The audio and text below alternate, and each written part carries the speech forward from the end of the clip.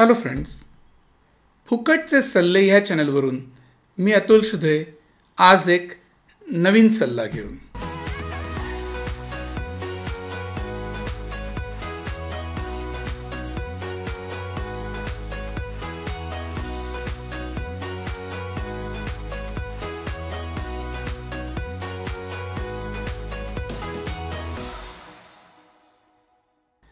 Acting आणि मॉडेलिंगच्या झगमगत्या क्षेत्रात यावं आणि इथे करिअर करावं असे हजारो लोक मला गेल्या माझ्या करिअरच्या स्पॅनमध्ये भेटत आलेली आहेत. त्यांच्यासाठी मला काही गोष्टी प्रकर्षाने नमूद कराव्याशा वाटतात. त्यांनी काही गोष्टी समजून घेणं गरजेचं आहे असं मला वाटतं. ह्या क्षेत्रात यायचं असेल तर प्रामुख्याने 2 प्रकारची सौंदर्य असतात, त्याचा विचार करायला हवा. पहिला प्रकार म्हणजे इनर ब्युटी, म्हणजेच brain beauty. That is your talent. तुमचं बौद्धिक सौंदर्य किंवा तुमची अभिनय क्षमता, त्याला आपण म्हणू इनर ब्युटी. आणि दुसरा पार्ट असतो outer beauty, that is your body. अतिशय कमालीची, आकर्षक आणि रेखीव आणि कमावलेली शरीर संपदा म्हणजे आउटर ब्युटी. तशी ही 2 सौंदर्य, inner beauty and outer beauty, ही दोन्ही सौंदर्य तुमच्याकडे जर एकत्रितरित्या असतील then sky is the limit for you. मग तुम्हाला काही बंधनच नाही आहेत. तुम्ही मुक्तपणे कुठल्याही क्षेत्रात करिअर करू शकता. पण दोन्हीही सौंदर्य तुमच्याकडे जर एकत्रितरित्या नसतील तर ह्यापैकी कुठलं तरी एक सौंदर्य तुमच्याकडे इतकं जास्त असायला लागतं, इतकं स्ट्रॉंग असायला लागतं की त्याच्या आधारावर तुम्ही दुसऱ्या कमीकडे लक्षच नाही जाऊ दिलं पाहिजे लोकांचं.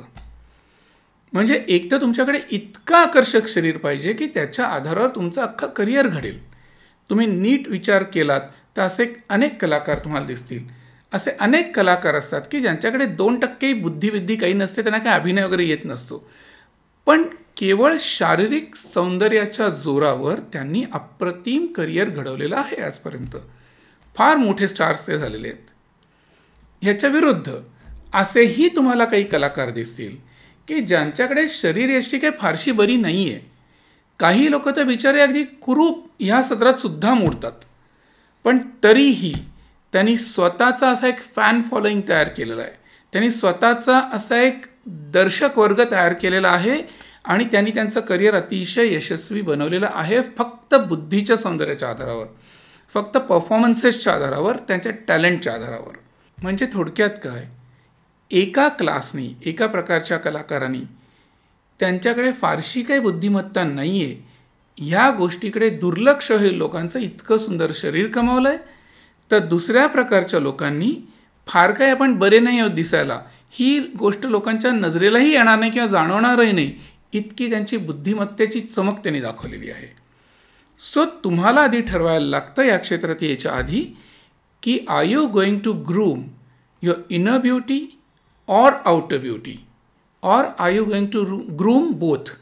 हे तुम्हाला आधी ठरवायला लागतं आणि त्यावर फोकस करायला लागतं. त्यावर, त्या ट्रॅकवर तुम्हाला तुमचे प्रयत्न सुरू करायला लागतात. जशा इथे 2 प्रकारच्या ब्युटीज असतात तसं इथे 3 प्रकारचे ट्रॅक्स असतात. पहिला ट्रॅक असतो मेनस्ट्रीम मॉडेलिंग, दुसरा ट्रॅक असतो कॅरेक्टर मॉडेलिंग आणि तिसरा ट्रॅक असतो ॲक्टिंग. मेनस्ट्रीम मॉडेलिंग हा जो ट्रॅक आहे हा प्रामुख्याने बाह्य सौंदर्यावर आधारित आहे. All you need to have is amazingly attractive and perfect body. एक शारीरिक सौंदर्य, देखणा चेहरा आणि देखणं शरीर हे तुमच्याकडे लागतं. मग इथे काय कामं असतात तर फॅशन शोज, रॅम्प शोज, तिथपासून अशा जाहिराती की जिथे फक्त शारीरिक सौंदर्याची गरज आहे. मग ते रेडीमेड गार्मेंट्स असतील, अंडर गार्मेंट्स असतील किंवा मग कॉन्डम्सपर्यंत कुठलेही बोल्ड ॲड्स असतील की जिथे फक्त शारीरिक सौंदर्याचीच गरज आहे. त्या ट्रॅकला आपण म्हणू शकतो की मेनस्ट्रीम मॉडेलिंग. सेकंड ट्रॅक असतो कॅरेक्टर मॉडेलिंग. कॅरेक्टर मॉडेलिंग म्हणजे काय तर TV कमर्शियल्स, TVवरच्या जाहिराती, corporate films, ad films, documentaries, press ads, print ads, magazine ads, hoardings, posters. म्हणजे थोडक्यात काय तर हा जो मीडिया आहे हा घराघरात पोचलेला आहे. प्रत्येक वयाची स्त्री आणि पुरुष एकत्रितरित्या हे क्षेत्र बघत असतात. त्यामुळेच मेनस्ट्रीम मॉडेलिंग इतकं बोल्डनेस इथे नसतो. मेनस्ट्रीम मॉडेलिंगमध्ये जितकं परफेक्ट असलेलं शरीर दाखवणं हे गरजेचं असतं तितकं काही इथे बोल्डनेस किंवा बॉडी शो हा काय प्रकार इथे नसतो, कारण हा घराघरात पोचलेला मीडिया आहे. सो इथे परफेक्ट बॉडी जरी गरजेची असली तरी तुम्हाला छान छान कपडे मिळू शकतात आणि you can cover up your body without showing it off. So character मॉडेलिंगमध्ये जसं मेनस्ट्रीममधला जो बोल्डनेस असतो तो कमी होतो, पण इनर ब्युटी हा काही प्रमाणात इन होतो. म्हणजे इथे जी टी व्ही कमर्शियल असते ती असते साधारण आपण विचार केला तर 35 ते 40 सेकंदाची एखादी जाहिरात असते. तर 35 ते 40 सेकंदात मॉडेलच्या वाट्याला येतात 15 ते 20 सेकंद. त्या 15 ते 20 सेकंदात त्या मॉडेलला त्याच्या हातातल्या वस्तूबद्दलची प्रचंड काही माहिती, खूप सारी माहिती व्ह्युअर्सपर्यंत पोचवायची असते. मग त्या 15 ते 20 सेकंदात तो किती बोलेल?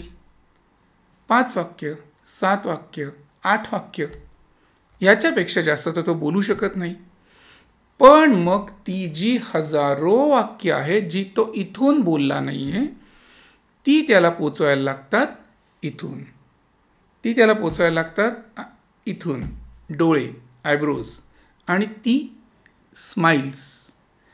ह्या माध्यमातून, आवाजाच्या माध्यमातून त्याला अनंत वाक्य जी तो ॲक्च्युली बोललेलं नाही आहे ती पोचवायला लागतात त्याच्या बॉडी लँग्वेजमधून.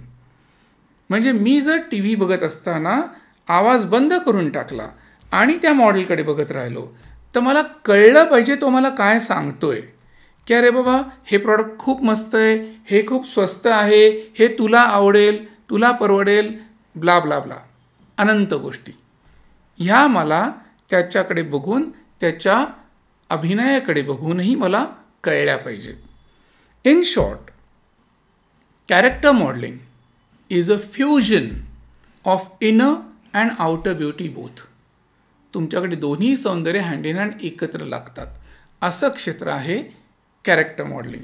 तिसरा ट्रॅक येतो ॲक्टिंग, की जिथे 85% इनर ब्युटी लागते and 15% your body. If you have a good body, तुमच्याकडे जर उत्तम शरीर असेल तर तुम्हाला इतर कॉम्पिटिटर्सपेक्षा 4 कामं जास्त मिळतील. पण तुम्ही इथे जगाल आणि टिकाल बौद्धिक सौंदर्याच्या आधारावर, तुमच्या परफॉर्मन्सेसवर. सो कॅरेक्टर मॉडेलिंगसाठी जसं फ्युजन लागतं तसं ॲक्टिंगसाठी इनर ब्युटी लागते. So mainstream modelling is based on outer beauty, acting is based on inner beauty, and character modeling is a fusion of both the beauties. तर आता इथे येणाऱ्या प्रत्येक स्ट्रगलरला आधी फोकस व्हायला लागतं की तू स्वतःच्या कुठल्या सौंदर्यावर मेहनत घेणार आहेस, बाह्य सौंदर्यावर का आंतरिक सौंदर्यावर, हा पहिला मुद्दा. आणि मग त्याला ठरवायला लागतं की 3 ट्रॅक्सपैकी तू कुठल्या ट्रॅक्सवर तुझं करिअर करणार आहेस. एकत्रितरित्या 3ही ट्रॅकवर करणार आहेस का त्यापैकी कुठल्या तरी 2च ट्रॅकवर करणार आहेस का त्यापैकी कुठल्या तरी एकाच ट्रॅकवर करणार आहेस, हे त्याला आधी ठरवायला लागतं. आणि हे ठरवल्यानंतर आपण असं म्हणू शकतो की त्याचा फोकस हा क्लिअर झालेला आहे. आपण काय कमवायचं आहे आणि आपण कुठल्या ट्रॅकवर चालायचं आहे हे जेव्हा त्याचा फोकस लॉक होतो त्यानंतर खऱ्या अर्थाने त्याचं करिअर योग्य दिशेने त्यांनी पावलं टाकायला सुरुवात केलीत असं आपल्याला म्हणता येतं. हा माझा व्हिडिओ आणि हा सल्ला जर तुम्हाला पटला असेल आणि आवडला असेल तर फुकटचे सल्ले या चॅनलला लाईक करा, सबस्क्राईब करा आणि जास्तीत जास्त शेअर करा. भेटत राहू इथून पुढल्या प्रत्येक एपिसोडमध्ये एक नवीन सल्ला घेऊन. धन्यवाद.